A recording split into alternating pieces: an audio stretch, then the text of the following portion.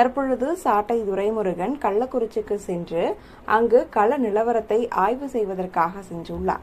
அப்பொழுது சாட்டை துரைமுருகனை ஒருவர் தாக்கும் இந்த ஒரு காணொளியானது சமூக வலைதளங்களில் மிக வேகமாக பரவி வருகிறது.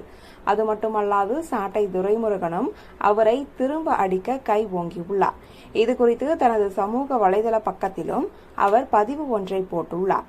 அந்த ஒரு பதிவில் கள்ளக்குறிச்சியில் கள்ள சாராயத்தால் பாதிக்கப்பட்டுள்ள மக்களை சந்தித்து உண்மை கள நிலவரத்தை அறிந்து திரும்பும் பொழுது முகில் வீரப்பன் என்கின்ற நபர் குடிபோதையில் அங்கிருந்த பெண்களிடம் தகாத வார்த்தைகளில் பேசிக் கொண்டிருந்தார். அதை நாம் தமிழர் கட்சியினர் தட்டி கேட்டபொழுது உரிமையில் பேசி கற்களை கொண்டு வாகனத்தில் வீசி தாக்க முற்பட்டார். அப்பொழுது பொதுமக்கள் அவரை அந்த இடத்திலிருந்து அப்புறப்படுத்தினர் என்ற ஒரு விளக்கத்தை தற்பொழுது சமூக வலைதள பக்கத்தில் சாட்டை துரைமுருகன் போட்டுள்ளார். இந்த ஒரு காணொளி தற்பொழுது